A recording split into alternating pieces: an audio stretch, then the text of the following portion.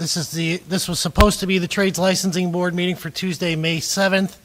There is no quorum, so no actions can be taken by this board. However, there are people here from the public for public comment, so I'm going to allow the public comment section, and then the meeting will resume the first Tuesday, June 4th, for the next Trades Licensing Board meeting. So I'll open up for public comment if someone would like to come up to the podium to speak under the public comment section.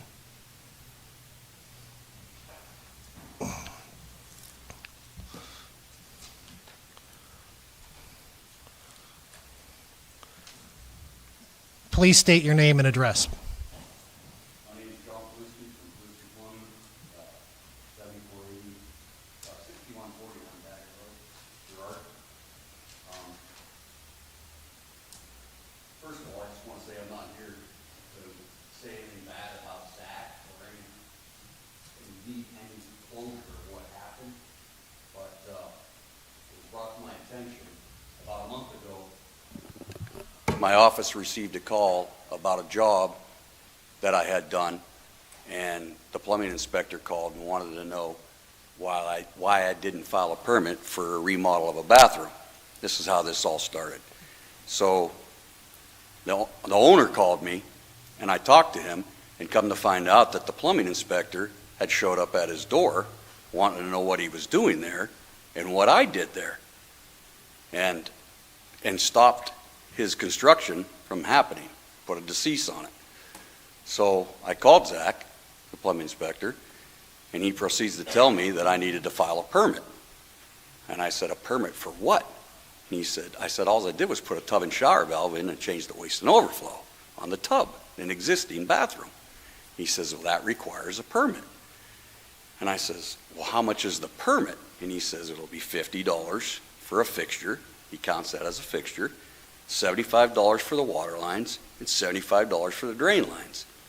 And then you add $24.50 for the filing fee, and $4.50 to the state, you're up to what, $230 added to that customer's job when I put a tub and shower valve in and a faucet. I says, that's ridiculous. And he says, well, if you would have just called me, we could have worked it out, because we wouldn't have, possibly charged the whole $75 for the water line. And I says, well, I would never dream of calling you, because I've never called ever before to change a tub and shower valve, and I've been doing this for 30 plus years in the city of Erie. And he says, well, any licensed plumber would have filed a permit. And I couldn't believe that. So I hung up with him. I said I'd file the permit. I called 9 respectable plumbers that I knew, that I trusted, and not one of them have ever filed a permit to change a tub faucet in a house, to replace one. So that brings us here today, which I ended up paying $50 for the fixture fee, but I would not pay for the water lines and the $75 I thought was just astronomically ridiculous. So I'm just here, and we're all here, I think, to get clarity on what rules and are we following here. Okay. And I just don't know the answers to that. Okay. I think, go ahead. 2 things. Number 1, this board I know. has no jurisdiction over codes. We have no jurisdiction over Uniform Construction Code. I believe that the people that have jurisdiction over the Uniform Construction Code is the Department of Labor and Industry. I believe that is correct. Am I wrong, Andy? You are correct. Council also does as well. Okay, so council has the power to amend the code, correct? They would amend it, send it to Ellen and I for approval, and if they approve it, yes. Okay. So in other words, us as the licensing board only has jurisdiction authority over licensing itself. So as we do understand your complaint, we don't have jurisdiction over that. You have to make that complaint with council. Well, in a broad way, it all falls back to licensing. As far as you have, Master, I'm assuming you got licensed plumbers on this board? You are? Master. Are we going by the rules of the way we used to? What are the rules? The rules used to be a master plumber, a journeyman, an apprentice. Correct? Correct. A master plumber holds his license, must be on his vehicle, must have a journeyman working under him in the city of Erie. The journeyman has to have can only have so many apprentices. Are we following that rule, As far as I'm aware, yes. as far as you're aware? There might be people out there that are not doing that, but they're being dealt with as they're caught doing that. There are some master plumbers, maybe some master electricians, who are filing permits for other people, and they're being Yeah. caught doing that. Well, I'm not looking to catch people. That's not what I'm here for. We want clarity. We want to follow the same rules so everybody's on the same page. I would have never thought of calling Zach to change a tub faucet. And nor I don't think any of them would have. Right. But nobody's on the same page. So, and the other plumbers I called said they won't even work in the city of Erie. This is the reason why. So it's kind of defeating the whole reason for having Zach as a plumbing inspector if we're not following the rules and following permits. Well, I know you're just a licensee. You can request a copy of the Uniform Construction Code for the city, and the section that you're referring to would be section 1503.41, and it lays out exactly what requires a permit and what does not require a permit. In what book is that? It's the Uniform Construction Code for the city of Erie. So are we going by the ICP code, our IPC code, or the old plumbing code of Erie? You're using the International Plumbing Code Okay, underneath the Uniform Construction Code of Erie. of Erie, correct. Where is that book available at? The code office has a copy of that. Yeah, you can go on the website for UCC.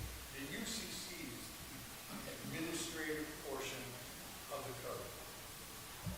The only book, the only code that it does not cover is the property maintenance administration portion. So all your building code, your plumbing code, your mechanical code, energy code, the administration portion of those codes are the UCC. And you can print that out on the city website. It's about 30 pages approximately. So are you saying that the person I'm supposed to be talking to is Andy? For all this? Well, I don't know if he's the person that would give you a copy of that if you'd like it. It No, might- not a copy, but with changing the way things are. Or can you not change You them? can start with me, but ultimately you're going to end up with council, and then council has to agree to make a change. It's then got to go to L&I Labor in Harrisburg. They review it, then it would come back to us. So where did we get this one from then? When did we go through that process of our old code that we used to follow in the city of Erie? Now we're on this code. When did we go to that? We've had to let the UCC since '04, I think. Correct.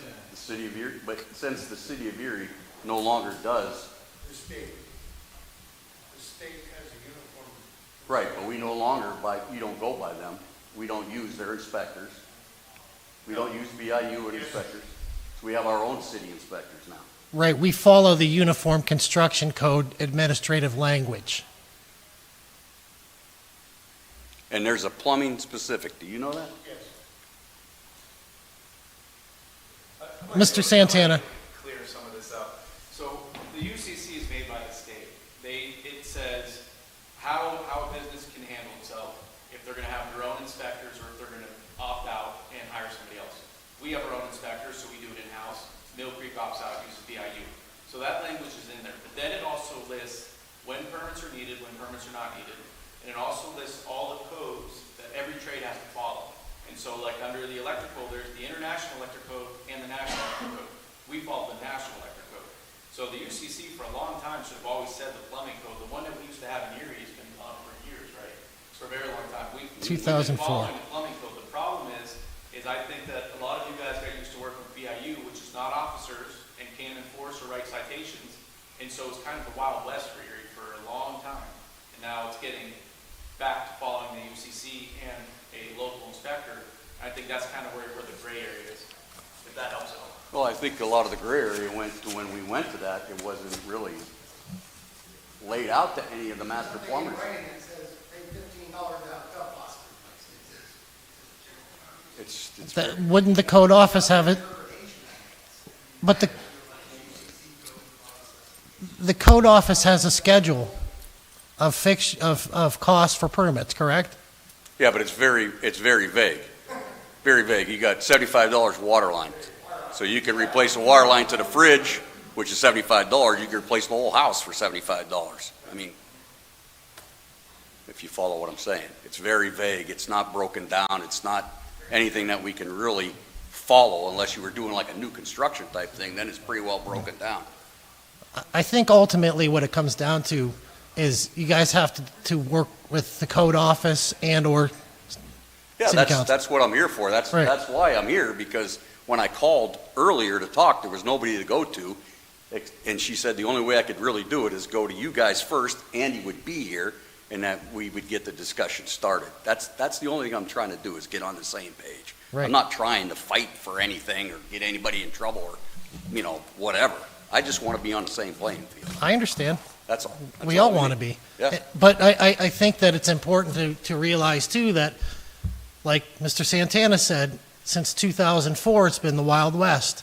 All of us, like myself and you and a few people in the crowd, I know. Ron, we all earned our master's licenses. We earned them. We pay for them.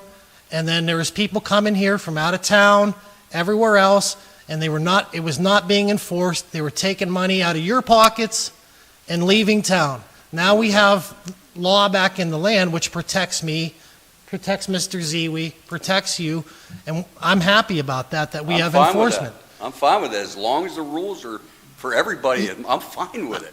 I Yeah. just need clarity on what we're doing. Right. And if you say I can go to this spot and it lays out City of Erie plumbing, what I'm expected to do, then I guess then my answers are answered. Right. And You should go to each municipality. Each municipality. I'm not worried about them. Oh, no, you should be. If you go to Mill Creek, they have their own UCC. I know. Which is governed by the state, so you need to know that one, you need to know. Well, that one's pretty vague. You need to know Harvard Creek, so you need to know the different UCCs. What are the odds of plumbing? Do you have do you have an electrical board, Mike? No, There's no boards anymore. there's a trade board. that's it. And I'd also like to say, if you know someone out there that's breaking the rules intentionally, they're using their licenses in ways they shouldn't be, please report them. Because we have the authority to discipline people who are abusing their license. Yeah, I understand. So, is there any other comment? You guys need to add I anything? guess my only question, are you still allowed to have your master plumber live in Florida? We can't hear you at all. Could you come up? Thank you. You're welcome, thank you. If you go on the city website, you can print out UCC.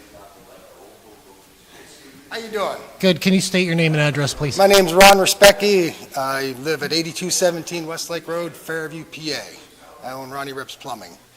My question is, like with the licensing and all that, what you guys are saying, is, like, are you still allowed to have your master plumber live in Florida and you run the business in Erie? Is that still going on? Because I know that's kind of a situation, it was for quite some time. I know there's a certain plumber that runs around town selling his license like a cheap whore. I mean, it just Right. seems to be that way. I don't know. I've heard a lot about it all changing, but you never hear anything on the back end, shall we say. And as far as like all these codes and stuff, I think we just want clarity. Like if we need to pay $25 to replace a faucet or $100, none of us are arguing that. I'm all for it. Look how much I paid in permits last year. I'm filing them 6 ways a Sunday every time I have to. We just want clarity so we know, so we don't have problems, so we don't have to be down here. That's No, all. I We want to understand. do the right thing. And- Just and trying I- to help the people. I understand, and I think that can be definitely dealt with between you and the code office. Yeah, I mean, we used to have a nice city code book that we'd flip open, and had all that stuff in there, and, Right. every so many years, we'd get a packet with some updates or And it's amendments, and now I hear all our code changes through the supply house counter. Right, well, And- it's probably best, the prices of permits have changed, so it's probably best to even get with them and make sure that you're on board with the Right. prices of what the So- permits cost. That's all. I'm not here to complain. We're all trying to do the right thing, that's all. Absolutely, thank you. Is there any other public comment? I'd just like to say something that we're here because we want the same thing you guys want. We want a fair playing field for everybody. you know, you guys are doing the right thing. Yeah, there's some confusion here, but once we get that worked out, we want you guys are the ones doing the right work in the city, you know? So we appreciate you guys being involved and coming up here and saying stuff, so we appreciate